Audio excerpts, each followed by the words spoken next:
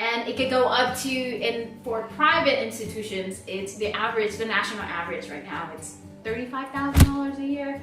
Oh my god! So it's quite expensive. You're kidding me!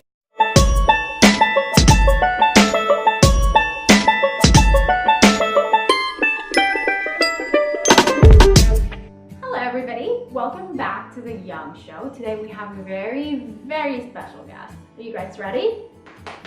And it is... Ta-da! You might know her from the Young Show. Thank you very much, Kat, for having me today. Of course, welcome. How are you? Yeah, I'm great. How about you? I'm okay. Yeah. Hi guys, my name is Young. I'm the founder of the Young Show. And I am Catherine, or Kat. Yeah. And I am Young, and I'm going to share the show today. Yeah. I'm 25 years old. I graduated from Vietnam University of Foreign Language Studies, majoring in International Studies. And Kat. And I am Kat, like I said, and I went to Kane University in the United States. I majored in marketing and communications. And today we are going to share with you guys some differences between American universities And Vietnamese universities. Yeah, okay, let's get started. So, Number one, let's start out. What is the difference between a college and a university in Vietnam? in Vietnam, there is, of course, a difference between college and university. It takes around 3 years for students to complete a course in a college and around 4 years and above to graduate from a university. And some people think that if you graduate from a university, there will be a lot of job opportunities for you in the near future. But from my perspective, graduating from a college or a university doesn't really matter.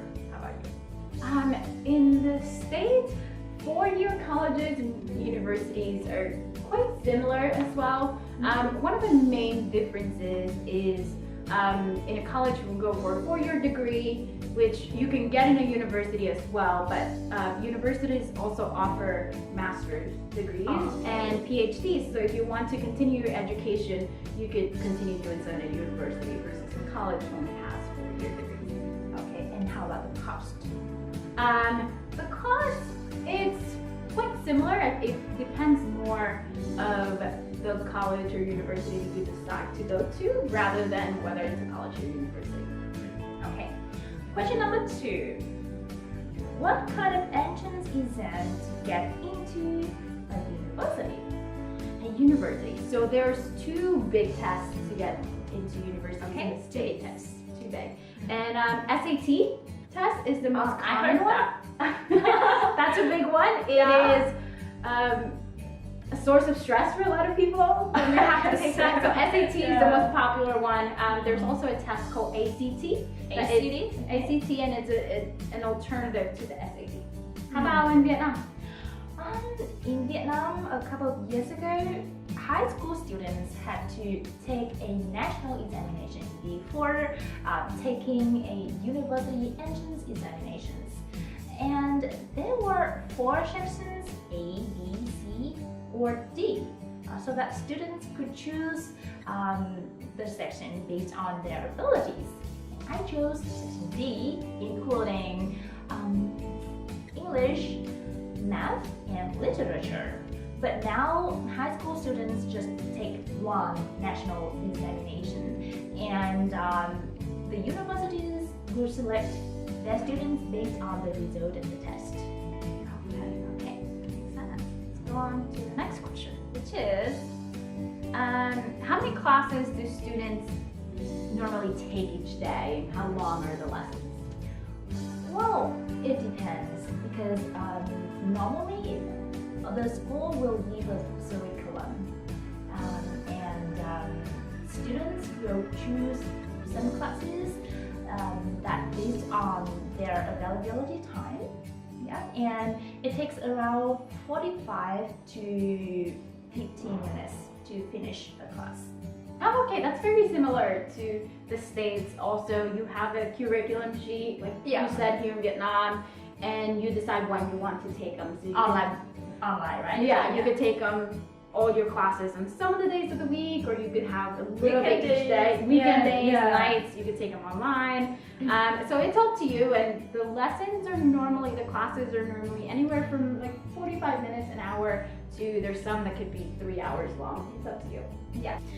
Okay, moving on, question number 4. Do students get scholarship after each semester? A short answer is I wish. They do not. College is very expensive in the States. The majority of the scholarships for college students are in the first year, so incoming students coming from high school into college or university. After each semester, there isn't really like a huge incentive for your grades. I think the attitude of colleges and universities in the States is you're here because you want to, and you get good grades because you want to. There isn't a reward for doing well, unfortunately. And you told me that that's not the case here in Vietnam. That's a little bit different. Yeah, it's a little bit different because after each semester, top students will be chosen to get a scholarship.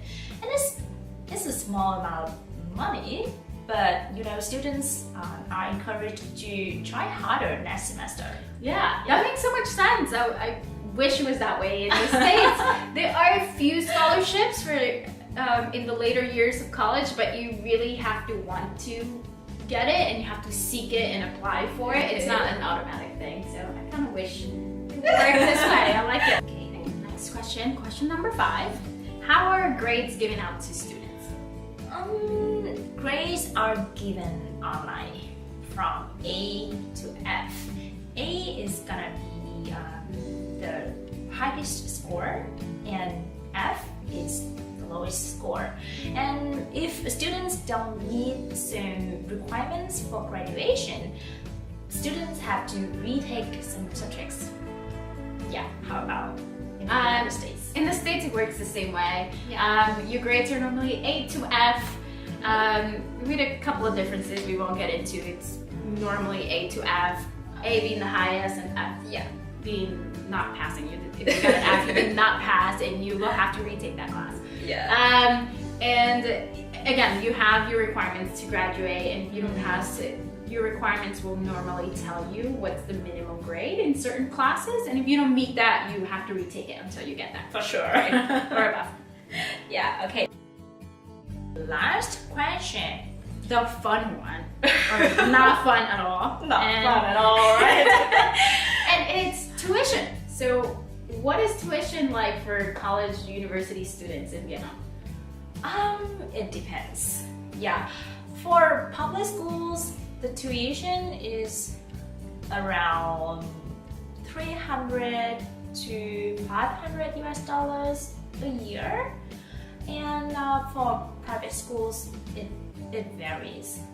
Yeah. Even if it varies, it's just already, What it hurts my heart just to think of what the tuition is like in the States. So in the States, the average college tuition it starts at $10,000 a year, and it could go up to What? How much? $10,000 a year for public college university.